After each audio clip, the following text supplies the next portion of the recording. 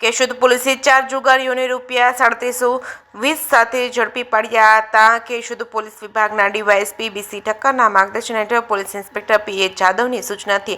રમજાન ઈદના તહેવારોને અનુલક્ષી કાયદો અને વ્યવસ્થાની જાળવણી માટે શાંતિ અને સુલેહ જાળવણી માટે કેશોદ પોલીસ સ્ટેશનની surveillance team round the clock patrolling કરી રહી છે। ત્યારે police head constable Prakashbhai Jivabhai ડાબી, પોલીસ કોન્સ્ટેબલ સુરેશભાઈ મોહનભાઈ ભંભાણા, કરણભાઈ હમીરભાઈ ભાટિયા, રવિભાઈ જગદીશભાઈ ધોળકિયાને ખાનગી રાહે માહિતી મળી હતી કે Junagadh Veraval bypass highway road પર હરિકૃપા હોટલની પાછળ આવેલા વાડી વિસ્તારમાં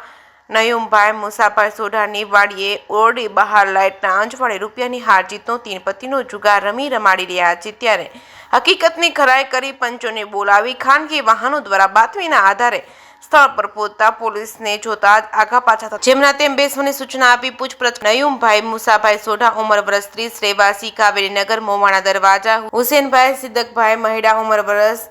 55 રહેવાસી મોવાણા દરવાજા, અબ્દુલભાઈ સિદ્દકભાઈ સોઢા ઉંમર વર્ષ 55 રહેવાસી મારુતિયાન ક્ષેત્ર પાસે, રોહિતભાઈ હનીભાઈ જેઠવા ઉંમર વર્ષ 30 રહેવાસી કાવેરીનગર મોવાણા દરવાજા ચારે કેશોદના ને જુગાતારાની કલમ હેઠળ અટક કરી રોકડ રૂપિયા 3720 કબજે કરી આગળની તપાસ police head constable Pethabhai Ghelabhai Kodiyatar ચલાવી રહ્યા છે।